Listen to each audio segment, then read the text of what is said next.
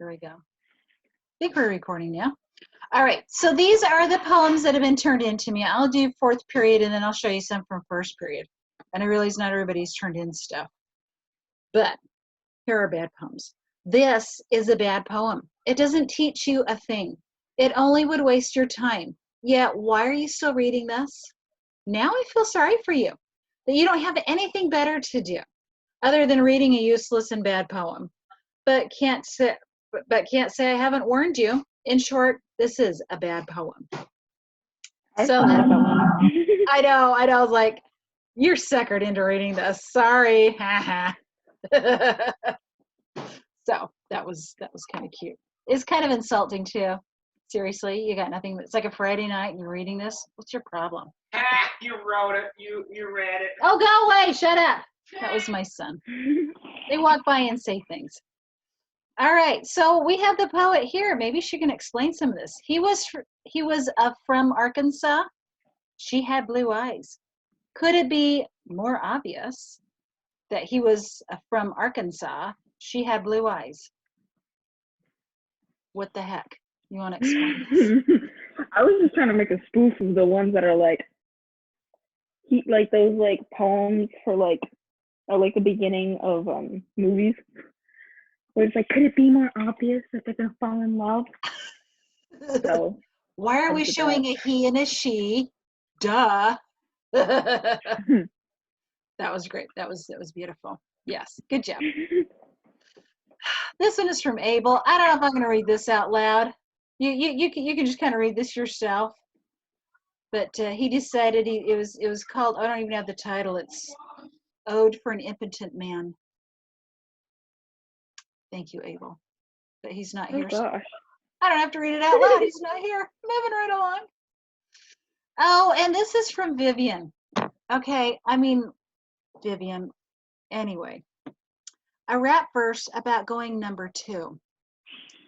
Squeeze the poop plops. I mean, this is like first graders. Okay. Like my dreams, my ambitions flop. It's a great metaphor. Been holding this in all day.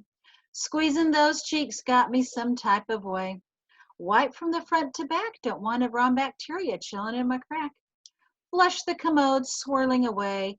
Take your time, boo. This ain't a relay.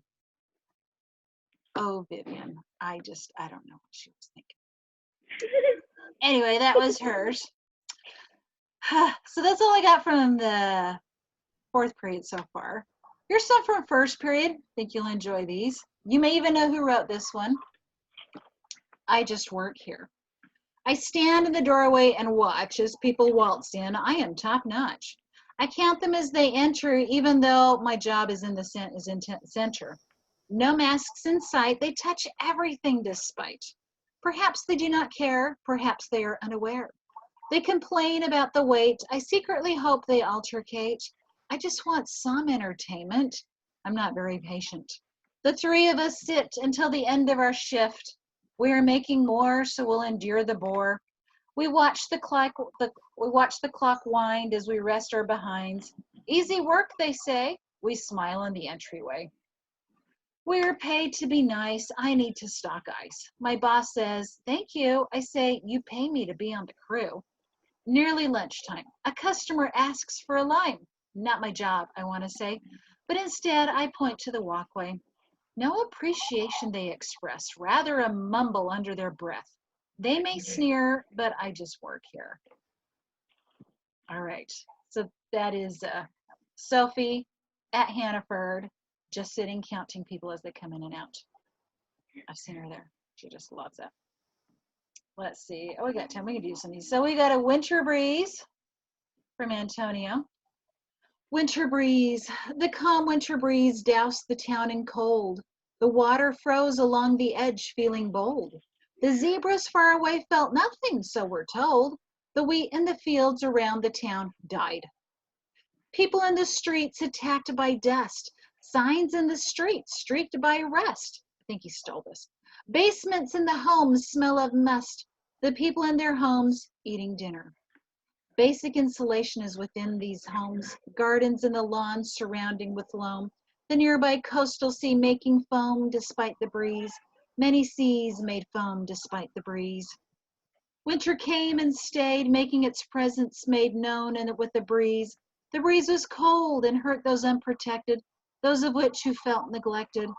Oh, how the breeze fell among the town's trees, the tree noting the chill of the air, water feeling the chill, causing it to freeze, the frozen water feeling cold due to the bear. There you go. I do have to admit that the rhyme scheme on these stanzas really annoys me. Cold, bold, told, died. Dust, rest, must, dinner. I mean, that's great. Pattern, pattern, pattern, gotcha. You know, I thought that was really annoying. Well done. And then he admitted that he just started going on a breeze escapade, just writing breeze and everything. Breeze, breeze, breeze, breeze, breeze. So it's funny. So right after I got this one, I got this one, breezy in the summer. So we had a winter breeze and a summer breeze. But this one's actually cute. This will get you all in a good mood for this weekend because it's Memorial Day weekend and you can go lay out and everything. So think of this poem. I really like this one.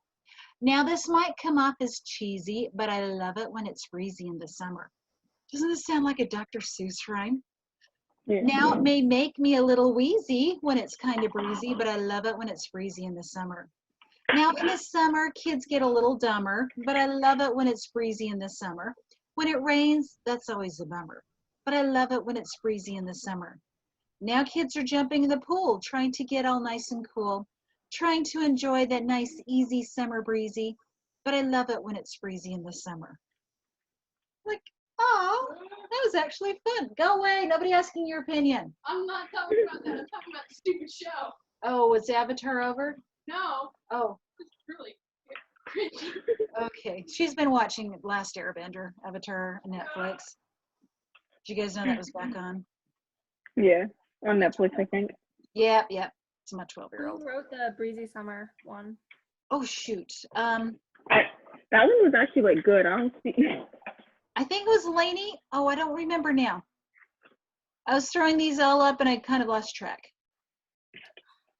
Thank you. Might have been Lainey. I don't know. But it was, I thought that's cute. This poem is bad. Very, very bad. There is no method to the madness that is this poem. It's here, it's there. You can say that it's under there. Underwear? Haha, you said underwear. I wish I was a little goblin with little stubby feet that lived in a hut in the middle of nowhere and had a mushroom farm and possibly a chicken that gave me eggs. Her name would be Betty Coop. Like Betty Cooper, but funnier because chicken. I know. Chickens like to eat bugs, and bugs sometimes like to be eaten. Those bugs are sad bugs. Very, very sad bugs.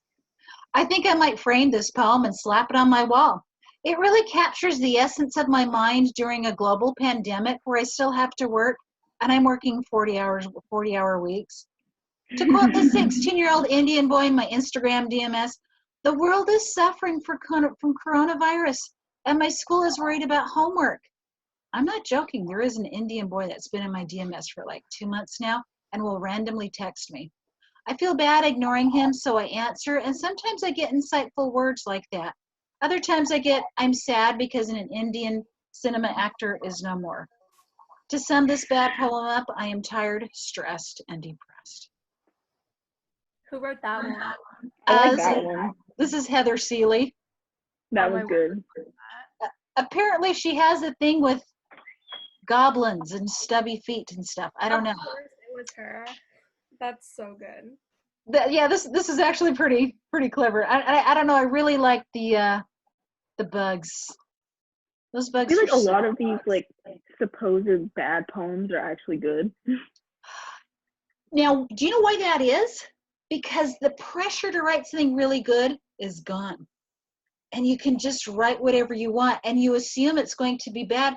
And when that pressure is gone and you feel really liberated, that's when you actually write something really good. When you don't care what anybody else thinks, that's when your creativity kicks in. Did you ask for bad poems secretly just so that you could get good ones? Well, what's funny is every time I do this, I actually get some really good poems because people are like, oh, I'm going to make this bad, but then they feel liberated. Like Sophie was saying, I hate writing poetry. I hate it. But she said, I actually enjoyed doing this one. I said, it's because you were able to express something from your soul, a frustration. I had a professor in grad school. He was the rhetoric professor. So all that we ever did in his class was we studied texts. You know, we started from Aristotle and went all the way through history. And I told him that I was really struggling in my poetry class. And he said the only way that he could write poetry was when he was going through his divorce. And he said that's when his soul needed to express itself. And he said that year I wrote the greatest stuff. And he said, and then the divorce was over and I met a nice woman and I couldn't write anymore.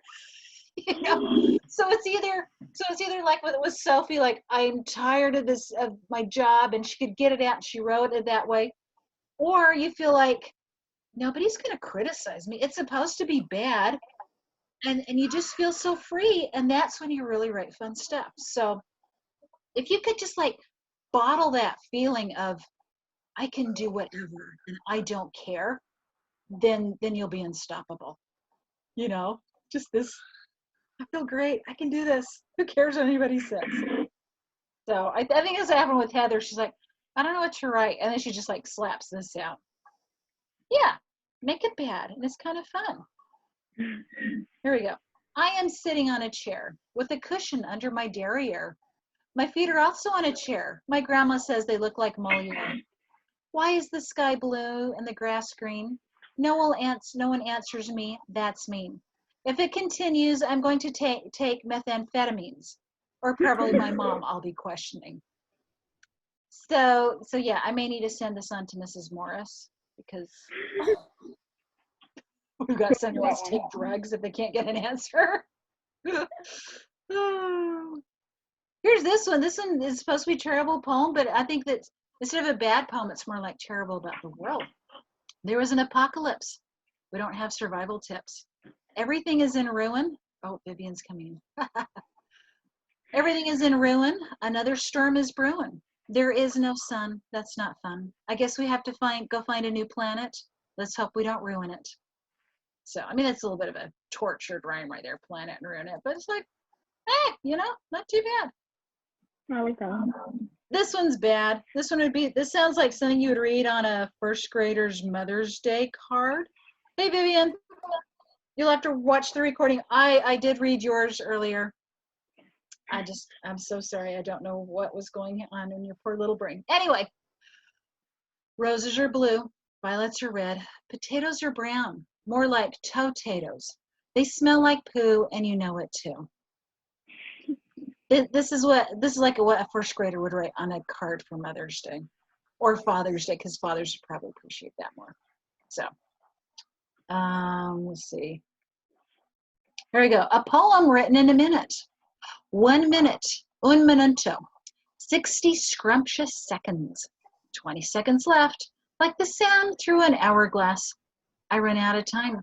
I wish I had a line paid with by a dime. There you go. So she did write this in just, I think this is. Oh, that was Alex. Yeah. Yeah. And she timed herself so she'd only write it in 1 minute. And I told her that, I'm sorry, but this line was just too good. Anytime you put the word scrumptious in something, it just makes it for me, you know. And it's 60. Hey, Mrs. Mercer. What? Hi, sorry I'm late. That's all right. Vivian, I already read your poem. Oh no. Yep. And I've got a recording of me reading it. So I'm recording this and we'll put it on and you can hear me reciting your poetry. Great. I mean, like, what was going through your head, girl? Were you just like, What was going through Were you my in the bowels is the bathroom? question. I was gonna say, like, what was going through your digestive system at the time? Mad Bart. Mad bars. Oh my god. That's so good. Yeah, it was, yeah, I read it. Okay, here lies a poem, a very bad one at that. I'm not really sure where this is going, but it's also getting very boring. I'm not good at poetry, so I'm glad this is supposed to be bad. I'm going to be done now because this is not rad. Yeah, that's bad. It's bad. Oh, quarantine breadcrumbs. Okay, listen, I just got this right before class. Quarantine has got me sad, yet looking into the mist, I see all the potential washed away. Like my fears that once were clocked in harmony, deep within the hidden mountain, a bird flies by, I say hi, the sun leaves, and I say bye. Breadcrumbs in the butter make me mad. It's actually pretty good. Especially I think that one's last- genius. What? That one's genius. Is it genius? Yeah. I think that last line just kind of sums it up. Breadcrumbs in the butter. Oh man, that's so annoying. You know, you're gonna go and like, who did this? There's like stuff all over the butter, and you could try to scrape it out, and you're wasting all that butter. And you know, breadcrumbs in the butter make me mad. That was deep. You know, and a not meaning to be deep thing. All right, cleaning my room. Stuff strewn everywhere. Only one path to walk through, but I do not care. I even found something that looks like a cockatoo. I am throwing things here and there. Then I go get a snack because I lack any motivation to clean up my messy creation. My mom yells at me, "Get back to work." On my way, I hit my knee. My mom smirks. I say, "Don't laugh at me." I did ask, there was not a real cockatoo in the room. Just making sure that they hadn't lost a pet. But yeah, felt like something was there. Okay. Oh yeah, so here's the ones from period 4 that we already did. Vivian, do you want to read yours for us? She's gone. She just bailed. Did you see that? She just popped out. Oh my gosh. I know she has bad connection, but oh, there she's back. Vivian's back. Vivian, do you want to read us your poem? No, it's okay. You don't have to read your poem. Okay. So those are the poems that I got, and they're better than bad. I mean, there were some really great lines in there. Vivian, you go back and when I've got this posted, see some of the other ones too. There were actually a lot of really good ones. It was fun. Okay, so that is our last Okay, I assignment. Okay, good. That was our last assignment, guys. That's it. So if you are behind in anything, get caught up. You've got like next week and then the week after technically, but you just want to get done so you don't have to worry about it anymore. And your other classes too, get all caught up. Do you guys have any questions or anything that we need to discuss before we're done? No. Well, thank you, Mrs. Mercer. Thank Yeah, you, thank guys. Very good teacher. I feel like I gave you just the light version of this, and I went, "Oh, there was so much more I was going to share with you guys, but it's what it is, you know." So, It is what yeah, it is. I mean, so Vivian, if you're coming to the school to like pick up your books or drop off books and pick up stuff, I live on campus, so you can like message me and let me know, and I can come down and see you. So whoever's coming to campus, like, let me know, and I'll run down and say hi and Okay. whatever. Yeah. Okay. Well, cool then. Let me All right. turn off the recording.